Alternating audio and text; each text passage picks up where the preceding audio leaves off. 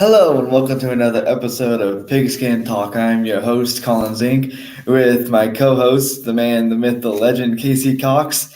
And Casey, let's start the show with college football and what happened on Monday night, shall we?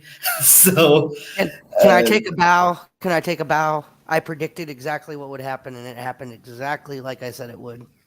yeah, sure, go ahead, man. Go ahead. I mean, it I mean, was insane. Like, my gosh, I said Georgia would make the championship, and I said if TCU got lucky enough, they would wish they never did get there because they would be embarrassed and be beaten like redheaded stepchildren. Sonny Dykes and had absolutely nothing for Georgia.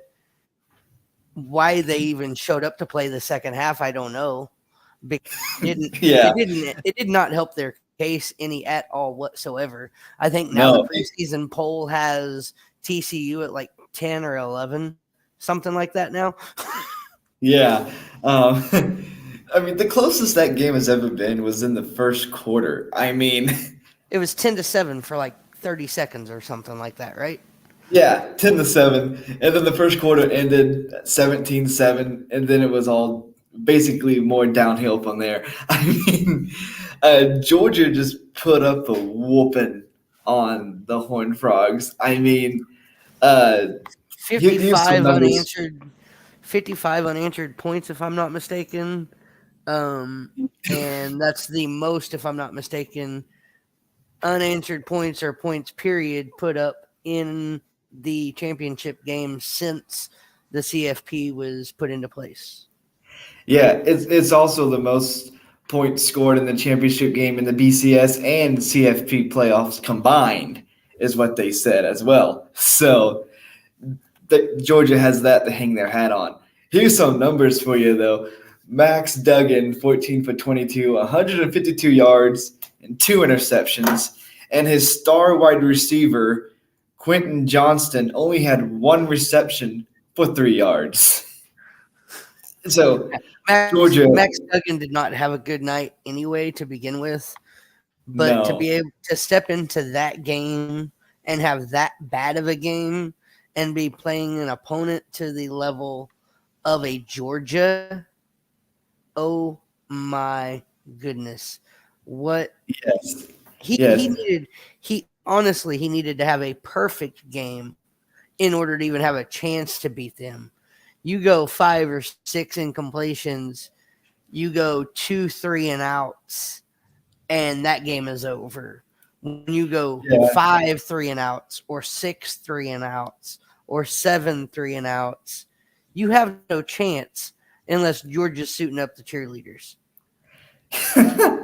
yeah. Basically, yeah. Just like I said, TCU really did need to have a perfect game, and even Georgia's bench gave no mercy. They got to Max Duggan. Their starters got to Max Duggan. I mean, there's really nothing TCU couldn't really do anything against Georgia. At one point, I saw that Georgia scored on 10 of their 11 drives. So TCU had that one bit of accomplishment on defense, and that's all they had. Stetson Bennett, 18 for 25, 304 yards and four touchdowns. I mean, this and this is basically what Georgia basically put the game on junior varsity mode and then lowered all of TCU's overalls and just had a heyday. If you want to put it in NCAA football terms on PlayStation or whatever. But I saw somewhere where Georgia was even eating wings on the sideline during the game, so their team was just having a blast. Uh, Casey, if you're TCU, what do you get out of this terrible butt whooping? That you need to go back to the lab and you need to do major work if you want to be able to get back to that point and actually compete and have a shot at winning. Because do Yeah, I think they have the team coming back next year to be able to get there again with a fantastic head coach in Sonny Dykes? Absolutely. They should be a top contender, especially with the newly formatted Big 12 and the expectations that, honestly, I'm hearing rumors that OU and Texas, although they're going to be in the Big 12 this coming season, they're not going to play much in the way of a Big 12 schedule. They're looking for permission to go outside of the Big 12 and start scheduling more of an SEC schedule. They're going to have probably 3 SEC games if they can get them fit in preseason, and then they're probably going to have an SEC matchup during their bye instead of having a bye. They're probably going to replace a Kansas game with an SEC game if it's allowed. So they're not playing smaller, teams that aren't going to matter in a year or two anyway to them. But there's been rumors that things like that are in the works. Whether they actually happen or not is to be seen and to be determined. But with the newly constructed Big 12, even without playing OU, without playing Texas, you add in BYU, you add in Houston, you add in Cincinnati, you add in Central Florida. Those teams are good teams, but I think those are teams that TCU can still beat right now. Yeah. So yes, they can be competition next year. They can make it to the playoffs next year, especially if we get the expansion to the 12-man system, to the 12-team system. Once that expansion actually happens, which I think they said 2024 is when it will happen, TCU should be a playoff contender from here on out for the next several years with Sonny Dykes at the helm, as long as they keep him at head coach. And why they wouldn't, after leading them to a national championship game, I would say he's at least locked in for the next 5 years. Yeah. And then TCU is going to have to figure out a way to get over that hurdle of a whooping against Georgia. Because after they beat Michigan, I'm thinking, okay, TCU might actually have a chance here. They performed well against Michigan. I got to give Michigan credit because from Michigan's first snap of the game, they ran it 40 yards down the field without being touched. I'm thinking, okay, that Michigan is going to dominate, but TCU took care of them. And going into that national championship game, I'm thinking probably TCU was thinking Georgia would play the same way like they did against Ohio State, but that was completely not the case. Georgia went in there very confident. Went in there very confident after just beating Ohio State by 1 point and completely took TCU out of the equation. I got to give Ohio State credit. They performed well against a 13-0 Georgia team in the Peach Bowl. But the one thing I don't like about that Peach Bowl game was that it was basically a home game for Georgia. I mean, they were playing at the Mercedes-Benz Superdome or whatever you want to call it, and Ohio State had to travel quite a distance to play in that game. So Georgia can tip their hats to the playoff committee for scheduling them to play in Atlanta, and then beating Ohio State by the skin of their teeth. So, what funny thing is about that game was that Ohio State had a chance to win, but they lost basically at the stroke of midnight when they missed that field goal, which I thought was kind of like Twilight Zone-ish, if you will, because right as soon as the ball shanked over to the left, it struck midnight, and it was the new year. So that was kind of a spooky, fun thing to see there. So Georgia's back-to-back champions for the first time in the college football playoff era. I think they'll be more.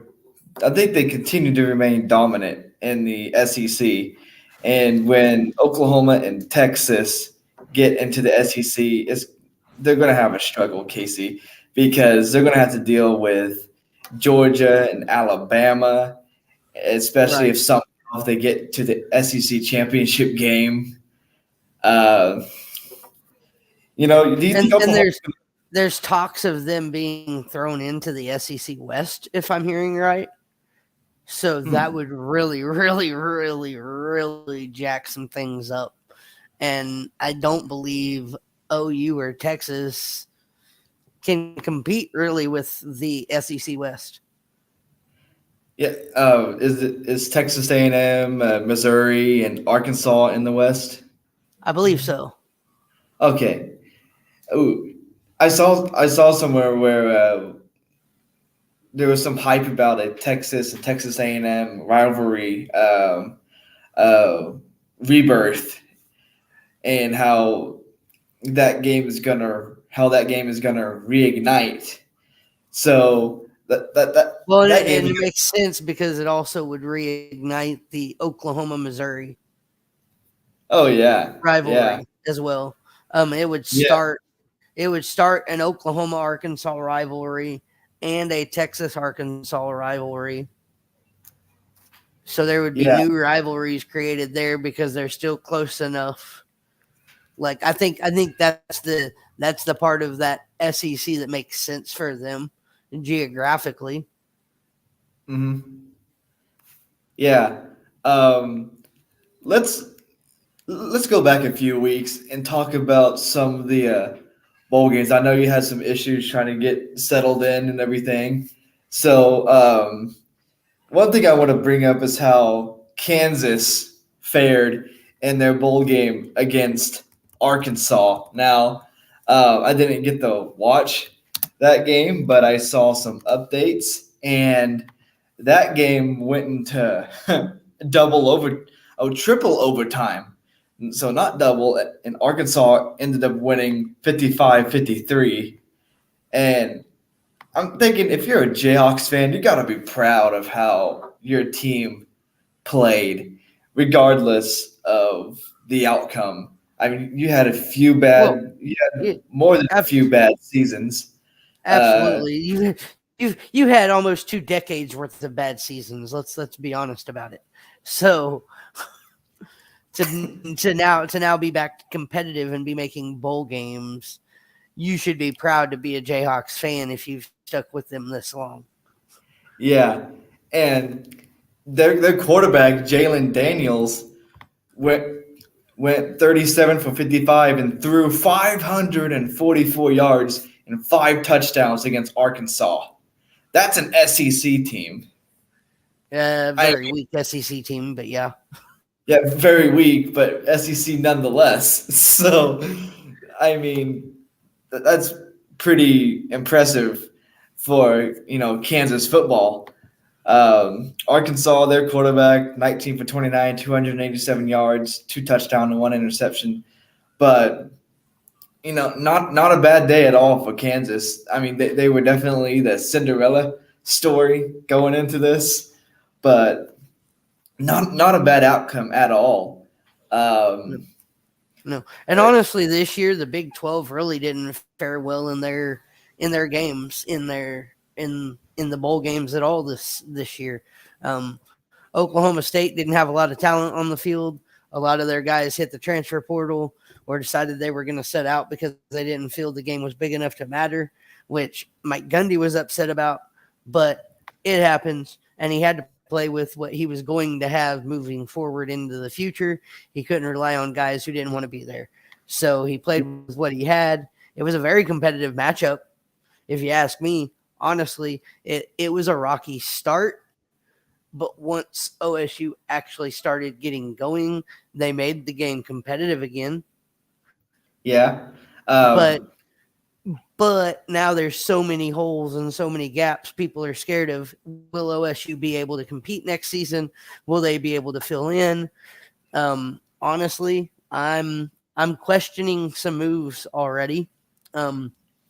Me, honestly, I'm not upset with the defensive coordinator, Derek Mason, moving on and taking a sabbatical from college football again, like that doesn't bother me because honestly, Derek Mason did not prove himself as a Big 12 defensive coordinator. He just didn't. The defense was weak as shit all season long. Be blunt about it. Be straight about it. The defense didn't even match up to past OSU defenses that have been powerhouse defenses the past 10 years. So losing Derek Mason as a defensive coordinator, honestly, I'm happy about it. That gives us a chance to go out and find somebody now that can actually play to the style of the Big 12 and put in a defense that will actually bend but not break. All OSU defense did this year was break. Okay. All the guys we lost to the transfer portal, you know what? Mike Gundy's all about this, homegrown talent. We got to stick with the guys we have here. We've got to buy into our system.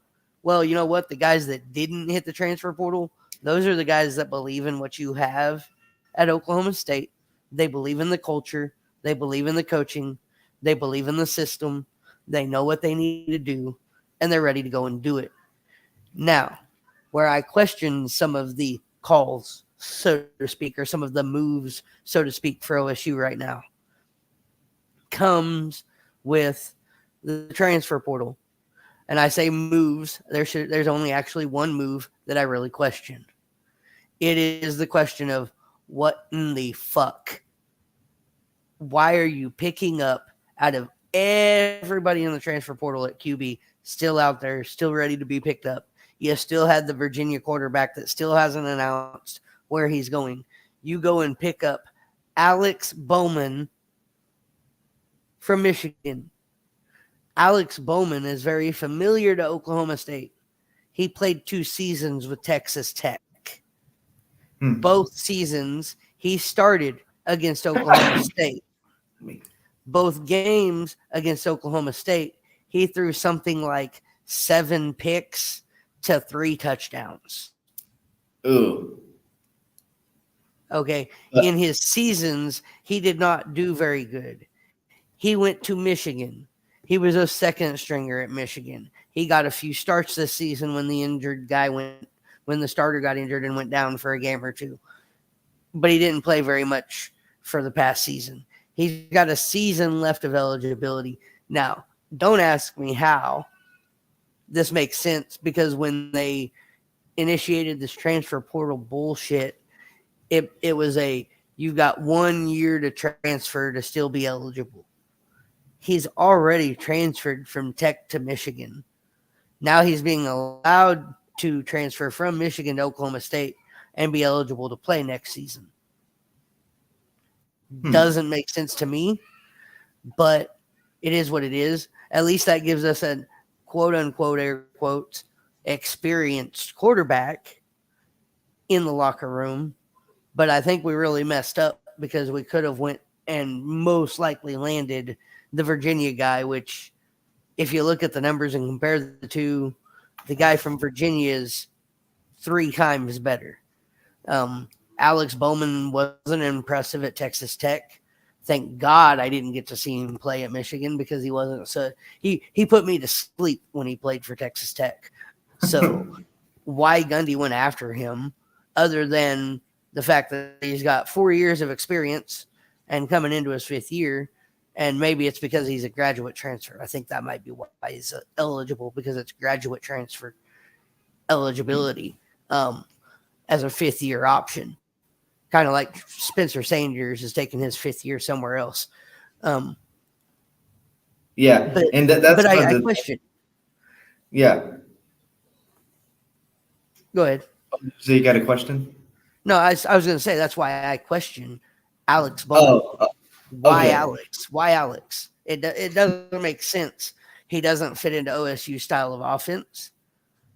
He didn't perform well against Oklahoma State when he played them twice. He didn't perform well in the Big 12 period in the 2 years he was in the Big 12. Maybe he's learned something being on a Michigan roster, being behind their starting quarterback. Maybe it's a learning experience where where he comes back to Oklahoma State and then takes what he learns from playing up from seeing games against Ohio State and Wisconsin and all those teams.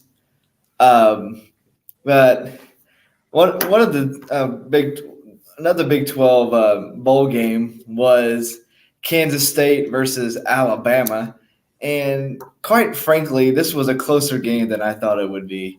Alabama only won by 25 points. It was 45-20. Um, Bryce Young, 15 for 21, 321 yards and 5 touchdowns. So, and Kansas State, Will Howard, 18 for 35, 210 yards and 2 interceptions. So Alabama seemed to be competitive in this game. I mean, they didn't make the playoff. This was like the first time they didn't make the playoff in like a few seasons. And so, what do? Do you stay competitive or do you let Kansas State have this one? And I can imagine Nick Saban was like, you know what? We're going to make the best of our situation. We're going to go out there to the Sugar Bowl and we're going to play Alabama football. What do you think, Casey? Is Alabama going to be ranked in the top 5 next season? Preseason wise and going into the season, I think they will be, just because it's Alabama, and why wouldn't you rank them in the top 5? They didn't do so poor this season that they lost like 5 games or 6 games or 7 games this season. But, I mean, they only lost, 3 games this whole season. It wasn't that big of a deal. Yeah, they fell off of what their normal is and what they're used to, but everybody has to fall off the peak of the cliff at some point. We knew it was coming for Nick Saban and his old ass. Luckily, it came this season, so we at least got 1 year with no Alabama in the playoffs, because looking forward from here on out, I don't see how Alabama is not in the playoff equation, especially when they expand to 12 teams. So thank you, by the grace of God, they did not make it this year. Yeah. Speaking of the 12-team playoff, it's going to be interesting because, you could have teams like Tulane, which upset USC, by the way. So sad for Lincoln Riley. Not. Anyways. Not really. Yeah. Anyways, you're going to have teams like Tulane, USC, even Clemson in the playoffs. So it will be more exciting and fun. I can remember back when the CFP first started to come along, I saw these Dr. Pepper guy commercials where he was walking around with a tray of Dr. Pepper drinks and telling people about the new college football playoff. And now we're going to expand to 12 teams after 6 or 7 years of having a 14 format. And so this is what I like about this. It's because it's more of a playoff thing. You got a whole bunch of teams in there instead of just 4. So there's more potential for upsets. But as the bracket gets closer, there's like 3 bowl games. So like round of 16 where there's 16 teams left, they'll play at the highest seeds field.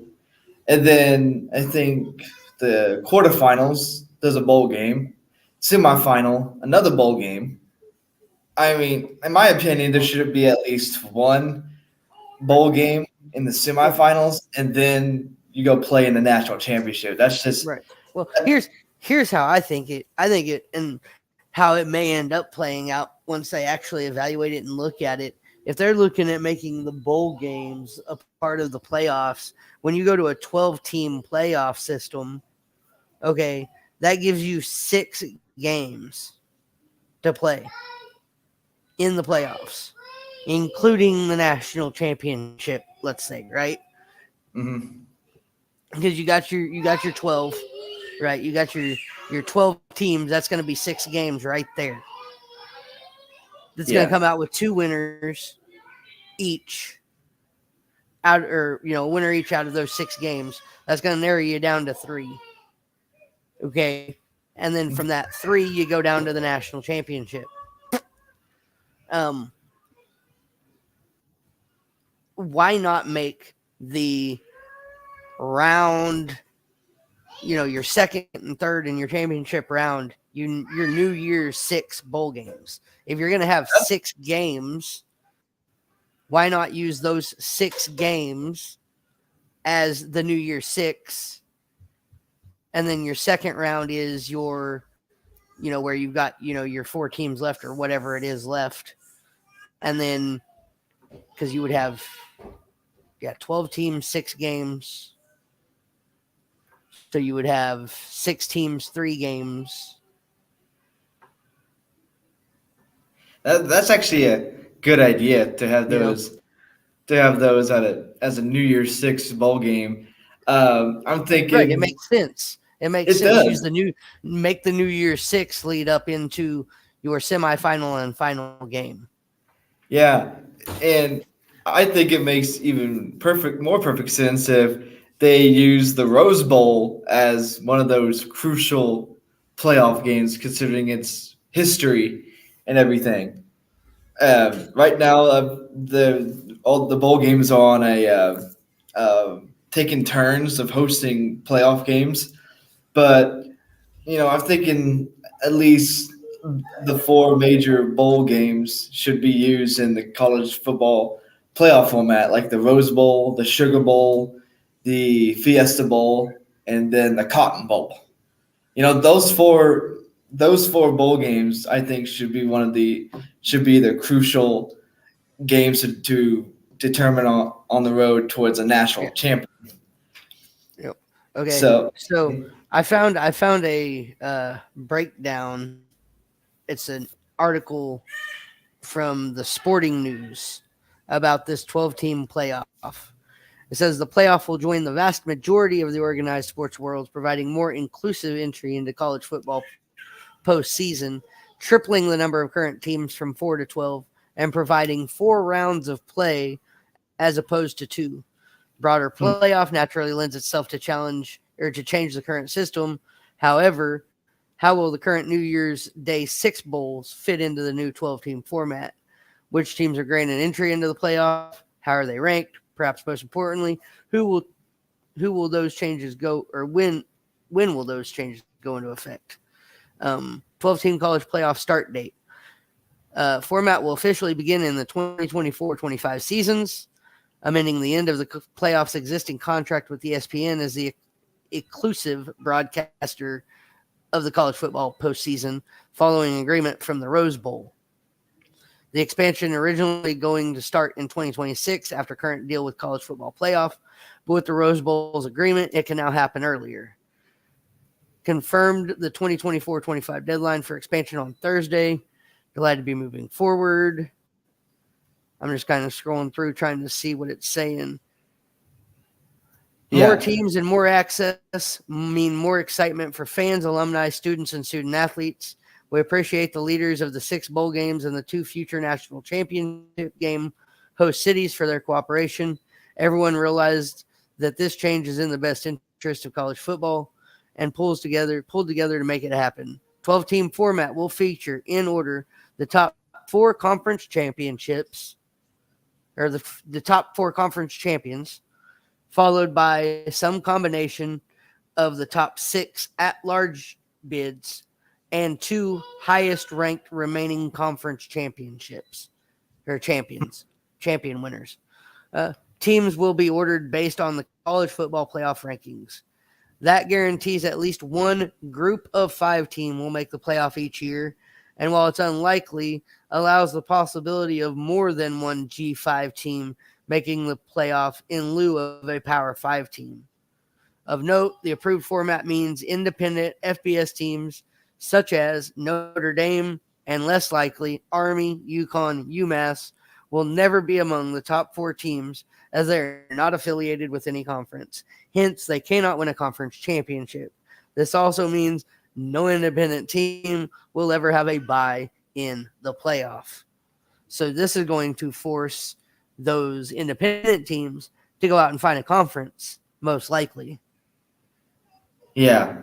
The top 4 teams will have a bye as seeds 5 through 8 host home playoff games versus seeds 9 through 12. Following those games, the remaining 8 teams will play each other in the current New Year's Day 6 bowls: Rose, Sugar, Orange, Fiesta, Cotton, Peach. Those bowls will rotate among the quarterfinal and semifinal games on an annual basis. Number 1 team will then choose where it wants to play its opponent in the quarterfinals. That's interesting. Yeah, yeah. That makes it real interesting. Yeah, because I mean, going back to the Georgia and Ohio State Peach Bowl, with Georgia being as dominant as they have been, if this thing keeps rotating and the Peach Bowl is one of those options, then I wouldn't be surprised if Georgia says, "Hey, yeah, let's go play at the Peach Bowl against whoever it is." Yeah, whoever it is. Yeah. Because here it says the number 1 team will then choose where it wants to play its opponent in the quarterfinals. That makes it even more interesting. That I'm getting following that, the number 2 team will pick its venue, followed by the number 3 team. The number 4 team will play in the final bowl available in the quarterfinals by default. So 1, 2, 3, and 4 will pick what bowl game they want to play in for the quarterfinals. And then number 4 will play its game in whichever one is left by default. I like that idea. Following the quarterfinals, the highest ranked team heading into the semifinals. So following the quarterfinals, the highest ranked team heading into the semifinals will pick its bowl of choice. The other 2 teams will play in the last remaining bowl of the playoff by default. The CFP Championship game will continue to be played at a neutral site. So first round, below is what the first and quarterfinal rounds of the 12-team college football playoff bracket will look like. First round, number 1, number 2, number 3, and number 4 have byes.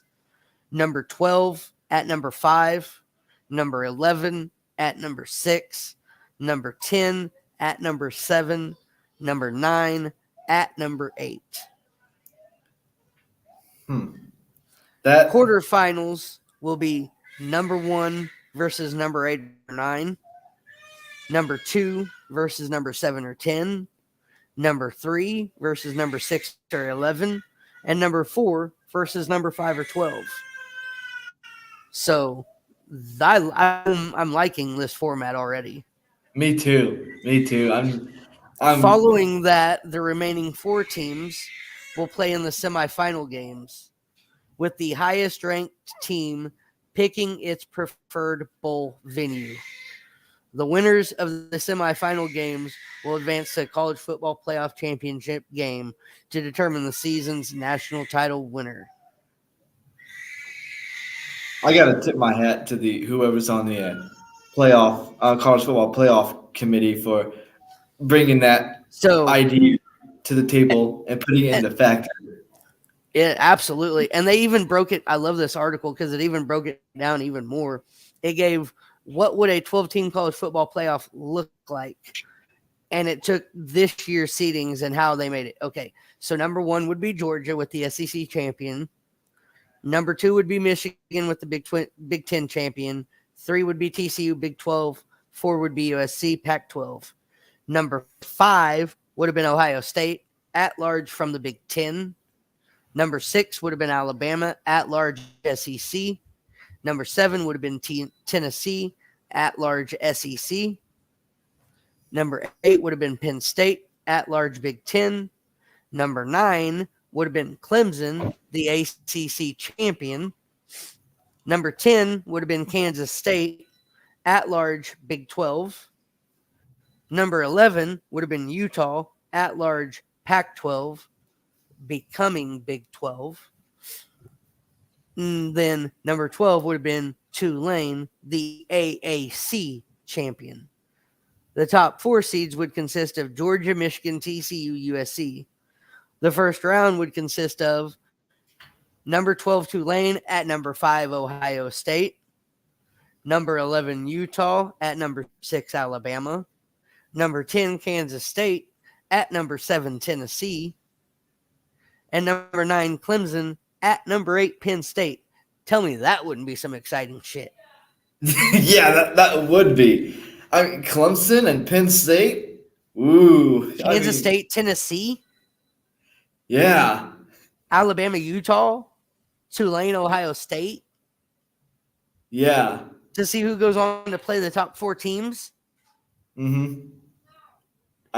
Quarterfinals would consist of the following games before the playoff advance to the semifinal and national championship game. Number 1, Georgia would be taking on Penn State or Clemson. Number 2, Michigan would be taking on Tennessee or Kansas State. TCU would be taking on Alabama or Utah. And USC would be taking on Ohio State, Tulane. They must have done this before the USC fell out of the top 4. But still, that's at that point, that's how that would have looked. Yeah. Yeah. I'm kind of so the new playoff format takes effect in 2024, which is coming up really soon. So I'm excited about it. It's gonna be really fun to see how this plays out, especially when top teams get to pick where they want to play, which bowl game they want to play at in the quarterfinal and semifinal. So it's like if they don't win that bowl game, well, it's kind of so you picked your poison. If you don't win that game, you're picking the closest bowl game to your home stadium. If you're smart, yeah, you're picking the least distance that I have to travel to get there. Right. Unless that puts you in the realm of somebody else's home territory. At then which point you would be strategic and go the opposite way and pick one the farthest away from them. Yeah. Make them travel the farthest. Make sure you don't have to travel farther than they do, but make sure whatever point is the farthest from them is closer than it is for you than them, so that you still get the advantage. So you still make them travel. You see what, like, it becomes a strategy thing. Now there's something to play for bigger than the national championship. Now there's a reason for these guys who are sitting out because, oh, I'm going to the NFL next year. Or, oh, well, I might transfer. Like, okay, hold your transfer bullshit until the end of the season, until the playoffs are over, till the bowl games are over, because now you got something to play for. Now, if we're a top 4 team, we can say, hey, there's a bowl game in Houston, Texas. We want to play in Houston. Yeah, which brings me to this that I just thought of. So, 12-team format. Could Oklahoma State potentially be in that 12-team format next season? Oh, and that's what I was going to allude to earlier, but I wanted to wait until later in the show.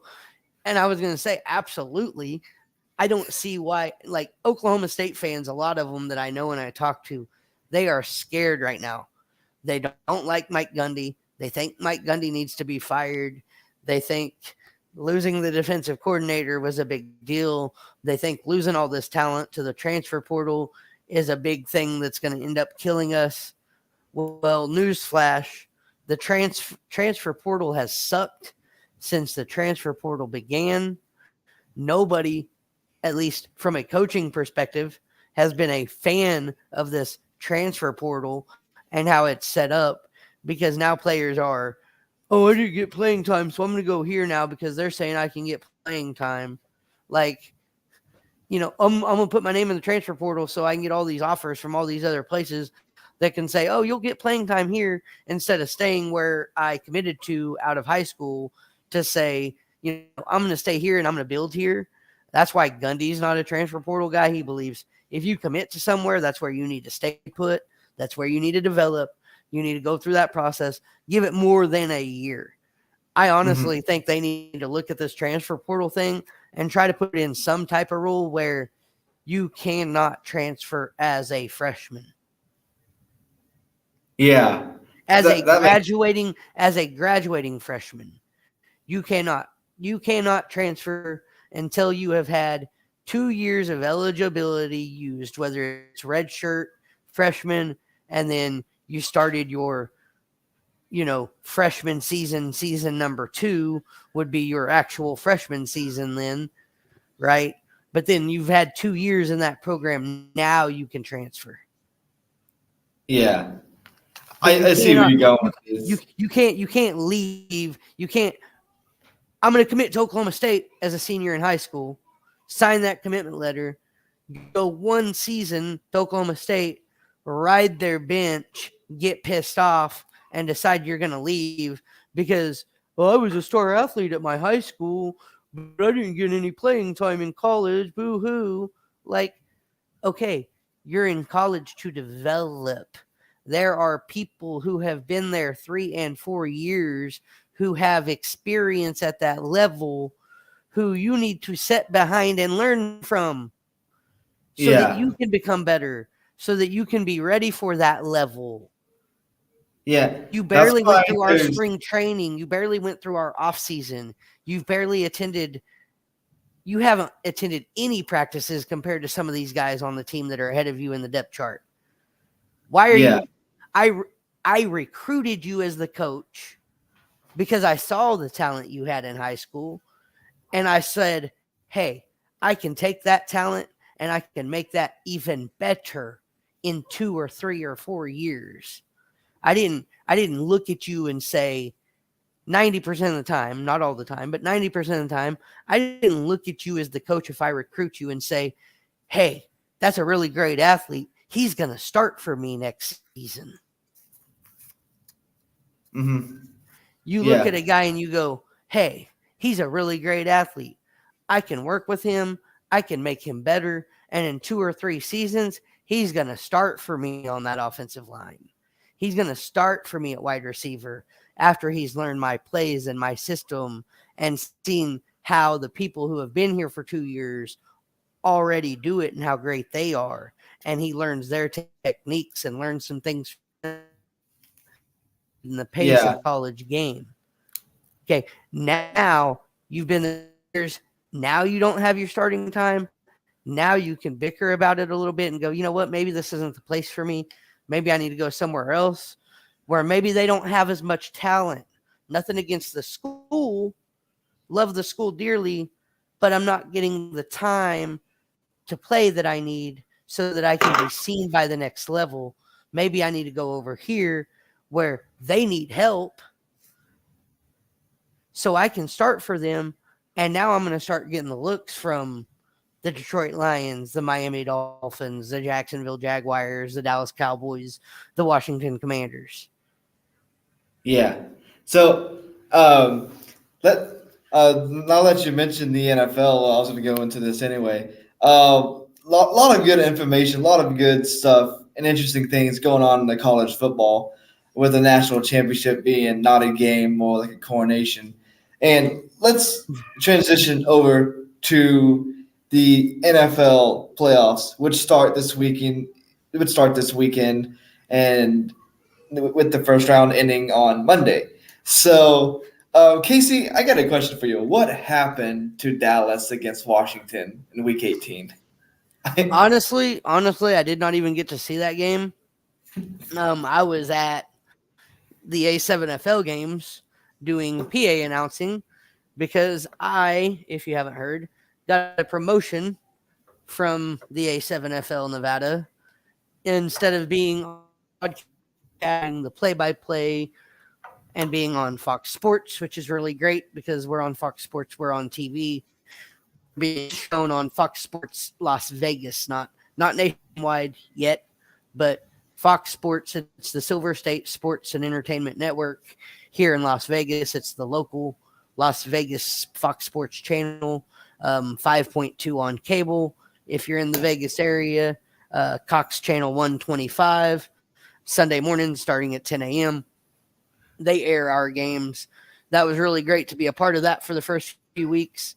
But the division owner of Nevada now also is involved with the division starting up in San Diego, as well as he has either gotten involved or taken over, I'm not sure which, the division in Los Angeles, California as well.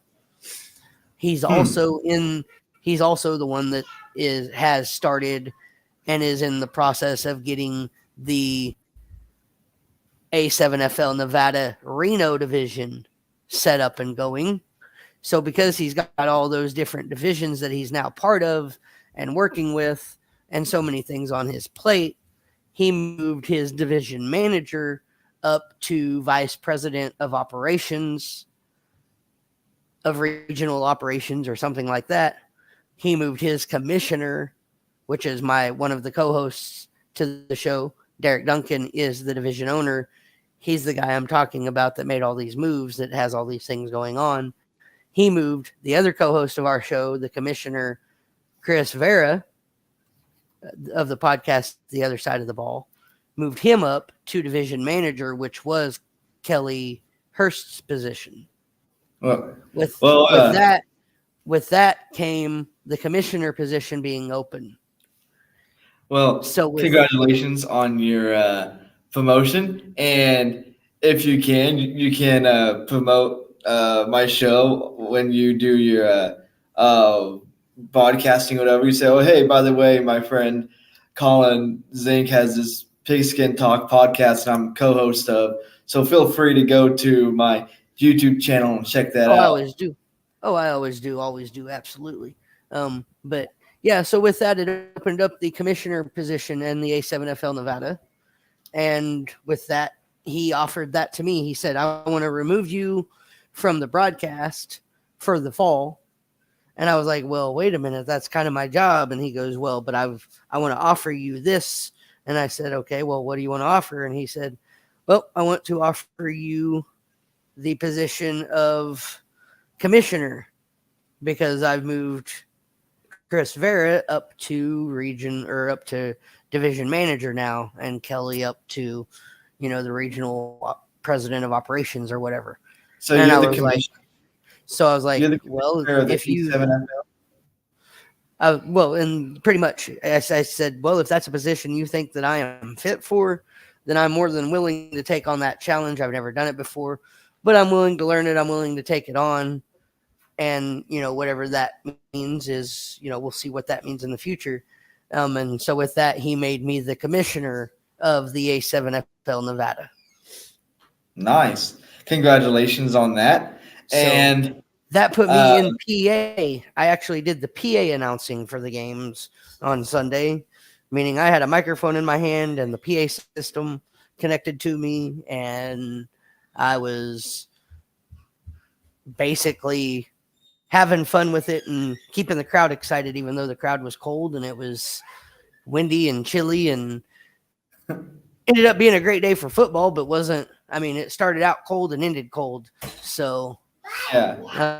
But it was fun. And I think this weekend I'm going to get some on-field time and on-field duties. So nice.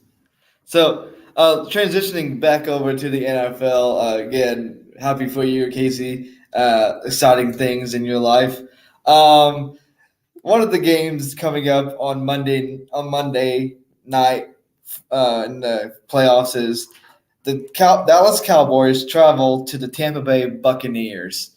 And this is one of the games that is kind of highlighted, in my opinion, because Tampa Bay is on the road. Tom Brady's never lost to Dallas in his career. So, and Dallas is coming off a big loss against Washington, which, by the way, Dak Prescott threw very bad in that game. He was like 18 for 32 passing, something like that.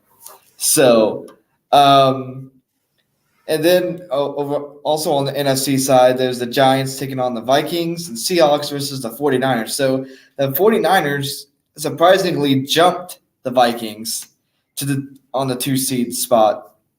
So, what do you think, Casey? Can the Cowboys get it done against the mediocre Buccaneers team? Well, here's the thing on this one that scares me. This is in Tampa Bay. It's at Tom Brady's home. It's where Tampa Bay has been the most consistent this season. It is also on a style of field that Dallas Cowboys have done very, very, very, very poorly on this season. It is a grass field. Dallas has done very well on turf, on artificial turf. They have not done very well on grass at all. So that scares me. I guess that makes 2 things that scare me. 1, it's in Tampa Bay. 2, it's on a grass field. Both of those things scare me.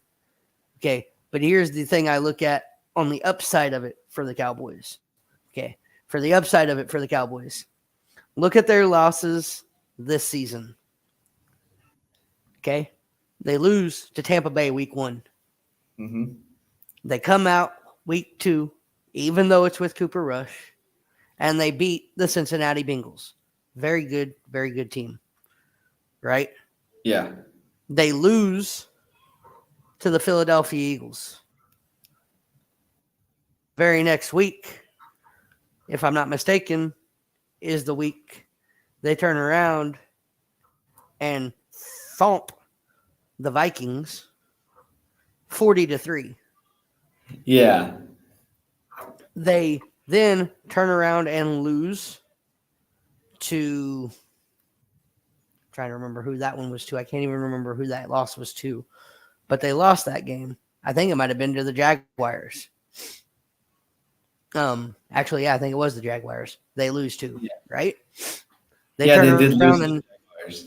Yep. Okay, they lose to the Jaguars. They turn around and they escape Christmas Eve, Christmas Day, whatever game that was, and they beat the Detroit Lions, or was it the Tennessee Titans? I can't remember who they played.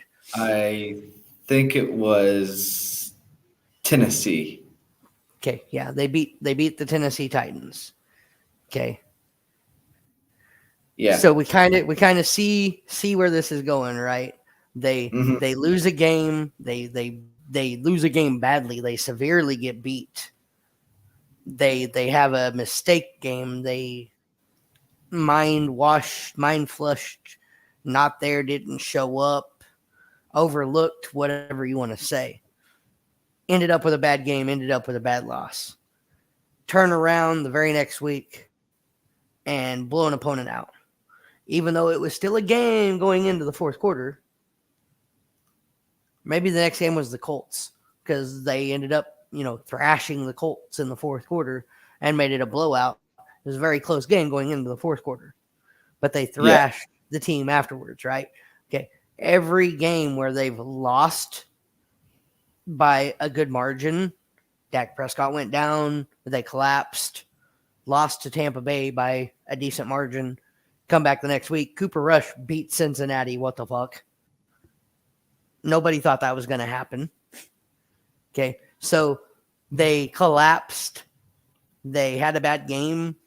They let things that they should have been able to control get out of their control. And they lost badly to Washington. Yeah. So with that said, I would say, trend being that Dallas never messes up or badly twice in a row, that they're going to go into Tampa Bay ready to play, ready to fight, ready to do what it takes to win. They've got a talented team. They've added talent to that team, even with the receiver in Hilton that they added. Now they've added, I believe, a cornerback and a safety or a lineman or something. They've added like 3 other players in the past day or two that I've just seen news flashes on my phone. Haven't really looked at them and looked into them to see what they are because I've been trying to get the house together. But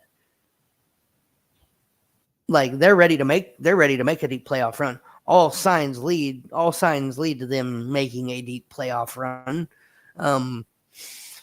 I would be stupid as a Dallas fan to sit here and say that Tampa Bay is going to roll all over Dallas, because had Dak Prescott stayed healthy, not broke his ankle, not went down game 1, I believe that game might have had a lot different of an outcome, because Dak Prescott wasn't doing too bad in that game before he broke his ankle. Yeah. Or before he broke his thumb or whatever it was that he did. Yeah. So this game, yes. But easy, short answer, yes. Dallas Cowboys get it done. Dallas Cowboys, I mean, looking at it, they just closed the spread this morning on it. Dallas Cowboys are a 2.5-point favorite. Okay. I'm picking Dallas to win. But if I'm picking Vegas odds and picking the spread, I'm going to pick Tampa to cover that spread, because I could easily see this being a game of a missed extra point or a missed 2-point conversion where somebody thought they had to go for 2 because they didn't want to go to overtime. And you know what I'm saying? Like 14-13, 10 seconds left on the clock. You just scored the touchdown. Do you go for 2 and end it here so that Dallas has to throw a Hail Mary in order to get down there and score? Or do you kick the field goal and just go to overtime? And Tom Brady goes, let's go for 2 because we want to win the game now, because that's how big-headed Tom Brady is.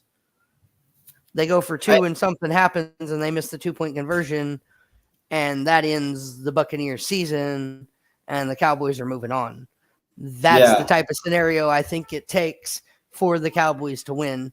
If this becomes a 3-point game, a 7-point game, a 10-point game, it's very likely going to be in the favor of the Bucs. Yeah, look at this being a Dallas Cowboy, maybe a 3, a 7, a 10-point lead early on. But later on in the game, if it's really close and then you see that gap start to widen in the fourth quarter to 3, to 7, to 10, to 14, it's because Tom Brady and the Bucs have lit up and caught fire and have started to run away, and it's bad for the Cowboys. Yeah. Now, I hope, as a Cowboys fan, I hope the Cowboys prove me wrong, and I hope in the fourth quarter they do like they did against the Indianapolis Colts, and it's a 23-19 game, and then they're up by 4, and then they go into the fourth quarter and they score 32 points, and it's 55-19, and the Cowboys just blow the doors off of the Tampa Bay Buccaneers. But that's fantasy land. That's a world other than this world. That's a world other than reality. So sorry, Cowboys fans, keep dreaming, but this is going to be a nail-biter game. And I say the Cowboys win by 1, and I would go put $100 on that in the sports book right now. Really? Because in my opinion, with Tom Brady in crucial games, a 1-point game, you can't really have a 1-point lead and win a game against Brady in the postseason. I mean, it's just not going to happen, in my opinion. I mean, look at Super Bowl 51. Brady comes back from 25 points and wins it. So the 2.5-point favorites is kind of laughable to me, because you're going to need at least a 10-point margin or so in order to beat Tom Brady. Micah Parsons, or not Micah Parsons, but Diggs is going to have to be on Mike Evans the whole game. That's one of Brady's favorite targets. You put Diggs on Evans. You bring Parsons on a few blitzes now and then, and maybe you have a chance. But see, that's I have to disagree with you there, and there's one reason why. If this was the Tom Brady that we were talking about 2 years ago, 3 years ago, 5 years ago, 7 years ago, 10 years ago, when he was in his prime and he was winning ships and he was playing the best football we'd ever seen out of anybody ever in the game of the NFL, then I would absolutely say 2.5 point margin of victory is laughable, because the old Tom Brady, that wouldn't even be a possibility to think for margin. But we're looking at a Tom Brady that hasn't performed well all season long. He's been the most inaccurate that he's ever been. His receiver core, although very talented and very good at times, has been known to run less accurate routes than you would expect out of them.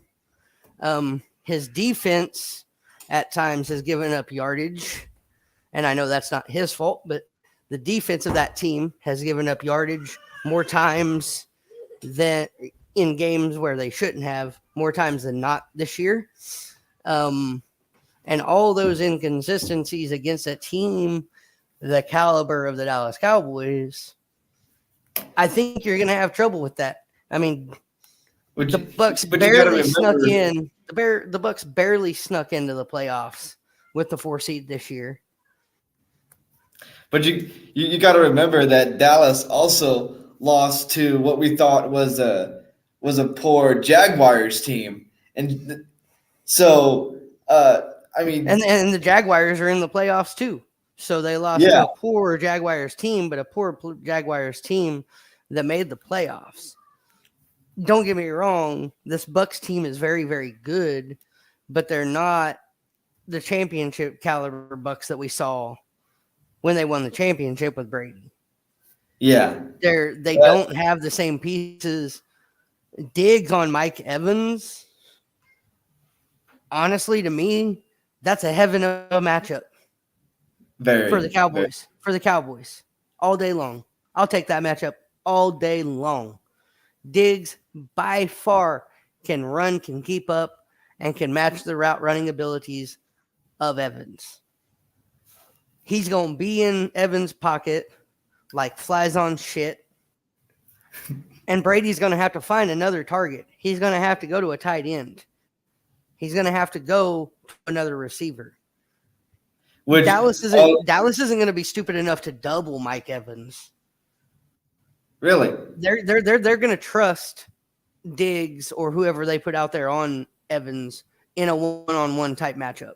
They might put in some zone coverages where Evans' route will run into 2 zones where he will kind of be double covered, but there will never be an intentional. You'll never see an intentional on the line Mike Evans double team. Not going to happen. I don't believe. I believe if Dallas does that, Dallas is handing the game to Tampa Bay from the jump. You've got to come out and show confidence against the Bucks. You've got to show confidence in Diggs. Hell, Diggs is one of the top interceptors in the league this season. He's one of the best corners in the league right now. Period. Bottom line. Speed, route running, catching. I mean, it's all there for the guy. Mm-hmm. You want a Diggs versus Evans matchup. Yeah. What you don't want is like a Diggs versus a Tyreek Hill type of matchup. Because that type of matchup that would be a Pro Bowl Hall of Fame matchup right there. It would be a good matchup, but I know where Tyreek Hill comes from. I've actually seen Tyreek Hill live in game in speed action. Mm-hmm. I've seen his on-field speed 2 rows off of the 50-yard line as he went zipping by me while I'm vending sodas and beers at a football game. Okay. Yeah. His speed is unmatched. Diggs might get an interception or two against a Tyreek Hill, but it's not going to be because Tyreek Hill. It's going to be because the quarterback misthrew the ball. Tyreek Hill blows by Diggs all day long. Diggs has got speed, but he doesn't have Tyreek Hill level speed. And if you Yeah. give Tyreek Hill the open space and the open field with how crisp he's shown he can run routes this season, he blows by a Diggs. I think Hill is a harder matchup for a Trayvon Diggs than a Mike Howard. Yeah. Mike Howard's a little shorter. He's a little more stocky. He doesn't have quite as much speed, but he does have the moves. He's got the cuts. Trayvon needs to not give in to those cuts and those jukes and those fakes. If he can stay in Mike Evans' pocket, I think he can beat Mike Evans this game, force Tom Brady to go somewhere else. And Tom Brady, I don't know. I haven't seen a whole lot of Bucs games, but I don't believe Tom Brady has another target that he can rely on as much as Evans. And if he can't complete passes to Evans, he's going to have to find somebody. He's got Julio Jones, but that's basically just about it. Well, and take Julio Jones for what it's worth. He used to be a star athlete, a player that I would have been scared to guard if I was Trayvon Diggs. Yeah. That may be a matchup you see. You may see a Julio Jones versus Trayvon Diggs. Because I think you need the speed of Trayvon Diggs to be able to cover somebody like Julio Jones. But Julio Jones isn't the same Julio Jones he was 4 or 5 years ago either. Yeah, true. And then Brady has his rookie tight ends. So and he's been having trouble with them in the past. His young receivers are running routes and they just stop and Brady throws the ball in front of them thinking that they're going to keep running, but they just stop and Brady's just yelling at him saying, "Keep running. I'm throwing the ball to you." So Brady's basically limited at wide receiver options right there. And So I think that's going to be at the end of the game. That's going to be what ends up killing the Tampa Bay Bucs. And that's why this game becomes reasonable to think 2.5 points is a good over-under to get a lot of betting power in. I don't think they set this over-under because they necessarily think it's going to be a good game, but that's the over-under that Vegas needed to put out so that the sports books can bring in the bets for that game, because it's going to be a raw dog fight. But are the Cowboys going to win by 1? Are the Cowboys going to win by 3? Is Tampa Bay going to win by 1? Is Tampa Bay going to win by 3? Is Tampa Bay only going to lose by 1 and cover that spread? Like, there's so many questions and so many things because Tom Brady doesn't have the depth that he's used to having normally when making a deep playoff run. Julio Jones, Mike Evans, nobody else.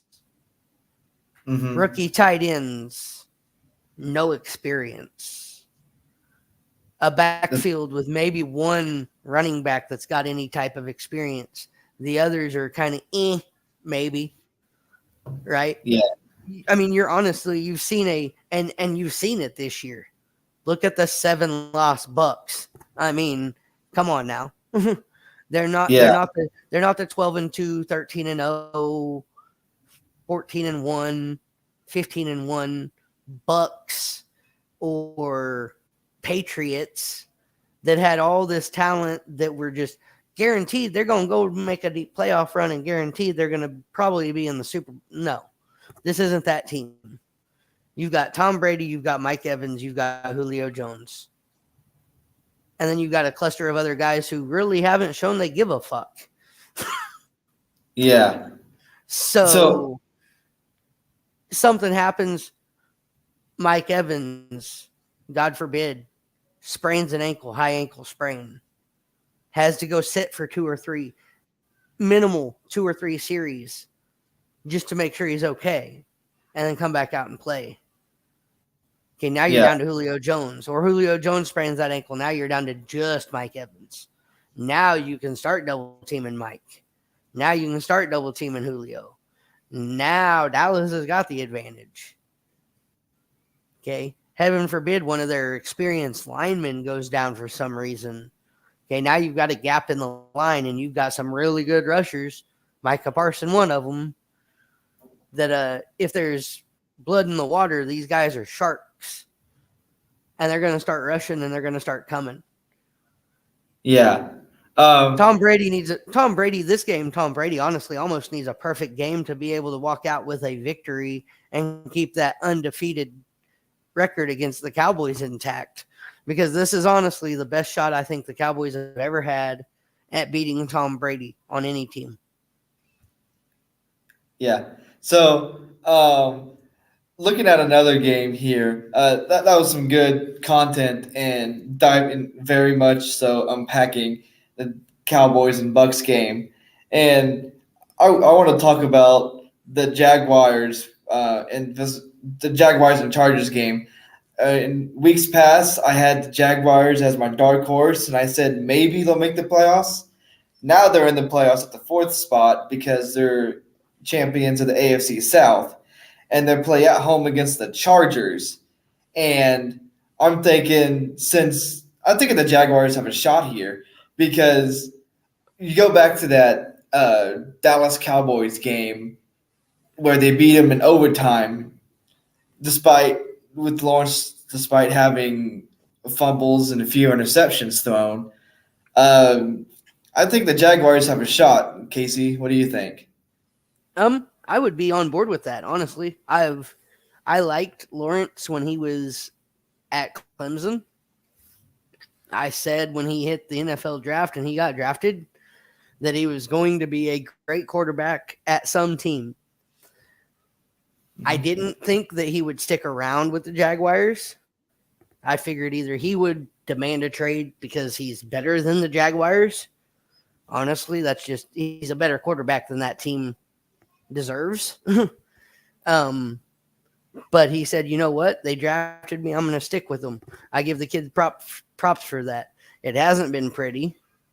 It's been ugly. He's been through a few coaches already. I mean, it's been very unstable and unsturdy there in Jacksonville. But the Chargers, who would have thought that the Chargers would be traveling for the playoffs? And traveling to Jacksonville at that. Yeah. Jacksonville has a shot in this game. Don't get me wrong. Jacksonville has a shot. I believe that I would love to see Jacksonville beat the Chargers as a sports fan, just because that would then prove that maybe Jacksonville finally has a quarterback that they can build around, and that maybe that owner is starting to take steps in the right direction to make them a legitimate NFL team again. Yeah, but come back to reality real quick. I don't care what Hebert's dealing with his arm, his elbow, his shoulder, whatever. I believe that the Chargers have more talent. They have more depth. They have more speed. I believe at the end of the day, the Chargers are going to win this game on the road in Jacksonville. Chargers 28, Jacksonville 10. That's a pretty big margin right there. I'm thinking it might be a little bit closer. I'm thinking maybe a 7-point game, or at least a 7-point game, because the Chargers have to travel. They got to travel to Florida on the other side of the country. That stadium's going to be 90% filled with Jaguar fans, so the crowd's going to be against them. The crowd is going to be with Jacksonville. I mean, the Jaguars have Doug Peterson, a Super Bowl winning head coach. So he has some experience in the playoffs. So Trevor Lawrence can clean up his act a little bit, because you don't want you don't want to throw interceptions or act stupid, because I know against Dallas, Lawrence ran the ball late in the game. He got the first down. He kept going, got hit, and he fumbled it. So he's got to limit some of those mistakes. But with the crowd, atmosphere, like with the coach they have, I'm thinking Jaguars get the win. 21-14. Let's put it that way. Interesting. I believe it'll be a competitive game for a little bit, but I believe that the true colors of Jacksonville will show out. The inexperience of that team in the playoffs, regardless of the experience of the coach in the playoffs. That coach cannot put on the helmet. He can't put on the pads. He can't go out there and play the game for the guys. The guys still have to go out there and get it done. Jacksonville as a team just doesn't have the playoff experience at the NFL level. At the end of the day, I think that's what's going to kill them. And that's why they're only going to score 10, maybe 14 points. And they're going to lose by like 28-10, 28-14, something like that. I want them to prove me wrong for football and to say, hey, look, Jacksonville's doing something right here. Even if they lose by 3, you can say, hey, look, Jacksonville's doing something now. Yeah. But they've got to show up and they've got to prove it. Yeah. If they end up going on to the next round, if they play the Bengals, then I'm thinking they're done. But if the Bengals get upset, I'm thinking the Jaguars at least make it to the AFC Championship game. I'm not saying Super Bowl. I don't think they have that kind of caliber team. But if they have to play the Bengals, they're done, because the Bengals are hungry.